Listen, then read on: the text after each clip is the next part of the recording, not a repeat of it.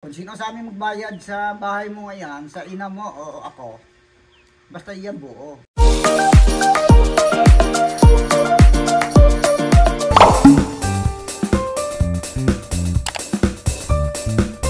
Ito po si Tatay Gamay. Kausapin po natin mga kababayan. Yung bahay po na pinagawa po namin noon. Oh, laki ng bahay na ito. Tatay, kamusta po tay? Buti naman. Uy, kamusta na Rolly? Ay, baby na. Anong nangyari sa paa mo? Ayan po. Ha? Nabalian. Saan na bali yan? Sa basketball. Sa kwarto. Nakaw. Nandun yung x-ray ko na ito, x-ray. Anong klaseng pagkabali yan? Totoong putol ang buto. Napakalang po sa gaya, sa gato. Tapos nadaganan po. Nakaw. Nadaganan ng kalaban. Ay, MVP ka siguro. Balian eh. Ang mga nababalian mga MVP lang eh. Ayun, MVP hindi nabalian. Ha? Ayun, MVP hindi nabalian. Oh, kasi ang mga magagaling maglaro, yun lang napipilayan. Ibig sabihin, napilayan ka, magaling ka maglaro. Oh, Rolly. Ay, magaling din naman talaga yan. Oh. Na God is gracious Ha? lang talaga. MBCP, hindi MVP. Ha? MBCP. Nako, si Rolly ah. CTC. Ay, bali nga Rolly. Nako. Bali nga po yan sir, dalawa. Yan Nako. Mahirap eh oh. Ay, sobrang lakas mo maglaro. Ay, hindi ka mapigilan eh oh. Dalawang buto ang bali eh. Oh, nako. malakas ang dumagaan sa kanya. Malaking tao ang nakadagan sa'yo. Nako, oh, kita yung ano eh, yung ano oh, yung laman ng buto. Pati yung maliit na hindi ka pa nakakalakad. Ilang araw na yan? 31 ng July. 31 po ng July. Saan kayo naglaro? Yan. Sa kayo. Pero yan naman ay ano naman yan. Magkakalaman yan. Katulad yun siya na tulungan ko, kay mama ni Aldin. Ngayon nakakalakad na siya. Kaso lang, yung pangarap mo maging basketball ay hindi na. Hindi ka na makakalaro. Pwede man sila ng basketball. Makakalakad ka niyan. Tinutoy na lang, MVP. Oo, makakalakad ka man yan, pero paika-ika ka na. O kung sa ano nawala yung pangarap mo. O. Hindi pinanagutan nung nakabali sa'yo. Hindi po. Bakit? Hindi naman daw po sinasadya. Yun ang sabi nila. O, hindi ka man lang tinulungan. Yung x-ray lang sir. Ha? Yung x-ray lang ang tinulong sa amin. Kasi gamot nga, lima pirasong yung pinamit.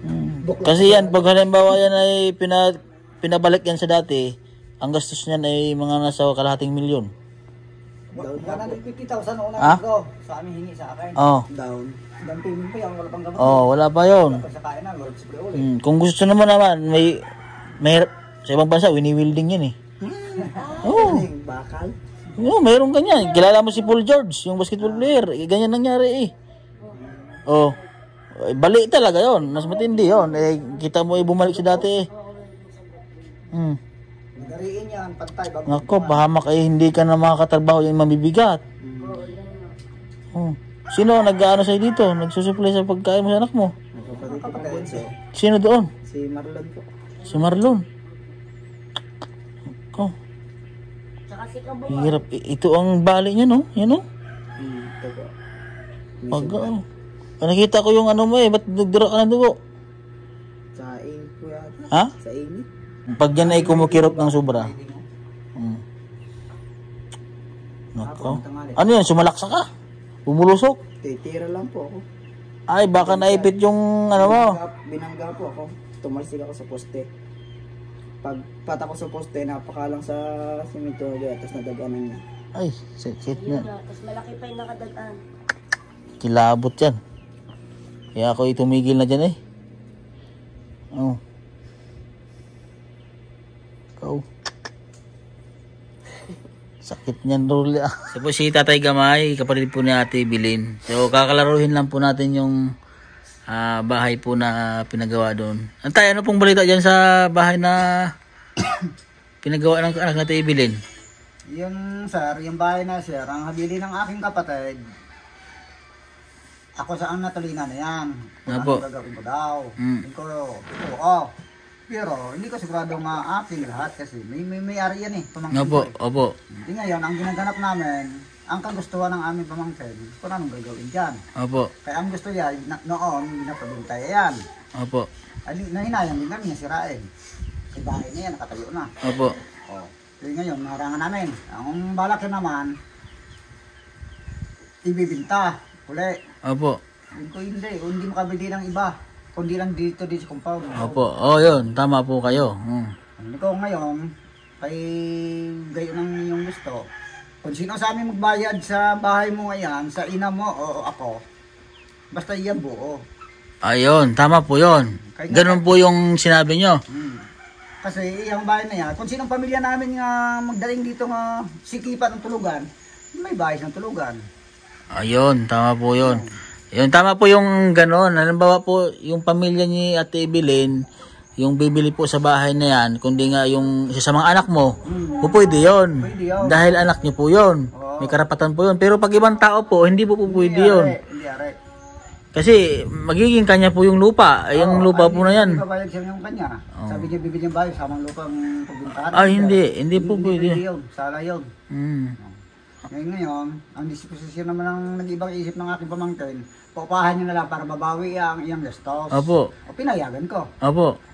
Ngayon, may gusto may mag-upa, mamaya malaman sa hapon kung maka-down payment sa kanya. Taga saan po ang upa? Taga dito lang po. Pamangkin Ay. ng mga hindi iba sila ni Pare Uwel. Ganito po ang gagawin natin ha, pag pinaupa nyo po ha. Ang gagawin nyo po, kailangan may kasulatan po kayo.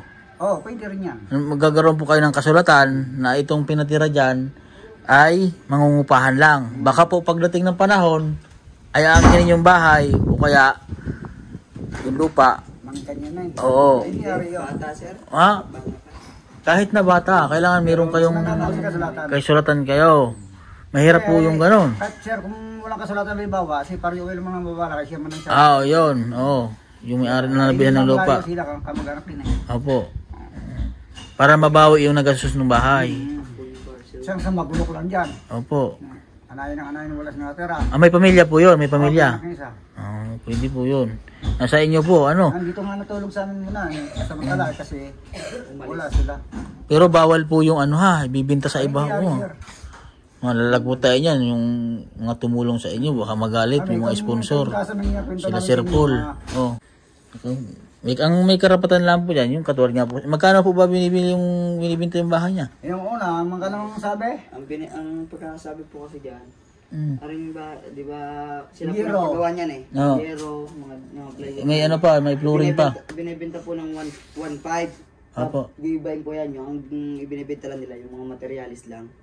Binibenta nila ng 1.5. 1.5 lahat. Ay, tatanggalin yung... Lahat, tatanggalin po yan. Tapos, Iwan yung lupa. Yun lang yung gamit lang po ang binibenta. 1.5 lahat. Ay, paano pag buo? Magkano binibenta nila? Hindi, gamit lang naman po yung kanila. Yan lang mga materialis lang. Ay, kung halimbawa ibibinta ng 1.5 lang kung may anak ka na may 1.5, Kaya po yung naharangan ni Papa eh. 1.5 lang po palang. Kaya nga po. 1.5 lang po lang binibinta eh. Ayaw pa rin dito sir si Pare Uwel nga malahokan kami dito mga ibang lahi. Ay, hindi naman po kasi may iwasan dito sir ni Pare Uwel yung ingay at magaway-away. Opo, yung ba? Sakit ang matanda dyan. Opo. Yun ang iwasan. At ano namin karami dito nga umpukan, kung halos yung magkaisa. Opo. At ito mga apo ng mga kapatid. Opo. Basta kami magkaisa ito, wala problema. Huwag na kami lalakuan dito ng ibang bansa. Kasi ito po talagang lupa tay, ito po talaga ay para sa pamilya nyo. Bawal po talagang tumirik po dito yung hindi nyo po kamag-anak. Bawal po yun ha. Pero yung mismong anak nyo po o kaya mga anak TV, pwede po yun dahil yun po ang usapan na eh. Yun ang Katulad dito ni Role, may pamilya na siya. Ay hanggang dyan po sa babaang lupa na yan ano. Ilang kilometer ito? 1,000? Hindi lang. Ari kung sasakatin sa ikat makakang 300 meron na. Malawak kasi itong lupa nila eh. Mayroong yung isang anak mo na isa. Sino yun? Si Yung isa, si Romel. tinaran pa saga. May anak na rin. Oo, laki na naman. Halos na naman ka panundag Oo nga, kasabayan nga pala yun. Oo. O, ilan naman palang anak mo na pamilya? Dalawa. Si Kabungal, may asawa na. Lapit na. Ay, di ba yan? Oo. Tayo na sir ng hitak sa hita. Aba, may girlfriend na. Oo. Naka, di ba yan? Nagka-girlfriend din ah. Naka yun lang. Kamusta ang girlfriend niya, Rule? Ha? Ano sa panglasa mo? Gusto nga dito uwi sir. Ha? Sa panlasa, ano? Nakita mo na. Sa ako na nila, ilang ano. Oh, nakita mo na, Rule? Hindi pa. Pero sa picture, nakita mo na. Ano ang panlasa? Papaitan o adobo? Ay, bulalo. Hindi mo taga rito. Taga saan? Taga Bulacan daw yun. Ay, doon niya nakilala. Taga Bulacan. Doon yung wala nang tawagan daw. Watak-watak po pala yung mga anak ngayon. Kasi yun tayo ha, yung inuulit ko sa inyo, bawal po ibinta tong lupa ha. Kasi yung mga bahay nyo ha. Yung mga ha. So yun po mga kabayan, kinilaro ko lang po kay Tatay Gamay yung issue tungkol dito sa pinagawa po namin bahay dito sa Barangay Banilad, Nasugbu, Batangas. Na yun nga, yung issue po ay yung sa bahay na pinagawa ng anak na Tibilin na gusto doang ibenta. Ayan. So yun po, ayan. Sa ating mga sponsor po na nagbigay tulong sa kanila, ayan, maraming salamat po sa inyo. So okay naman po ang kanilang kalagayan dito. So ayan, kay Tita Rui, maraming salamat po sa inyo, ma'am. At si Tatay Gamay, kamusta ang pakiramdam niyo, Tatay Gamay ngayon? Awan Diyos naman ni ganito. Pasumpong-sumpong na lang sakit ko sa sikmura ako at saka sa rioma. Naglalakad. Naging okay sa Tatay Gamay. Pumalit naman si Rule na injury. Nakaw. Siya sige.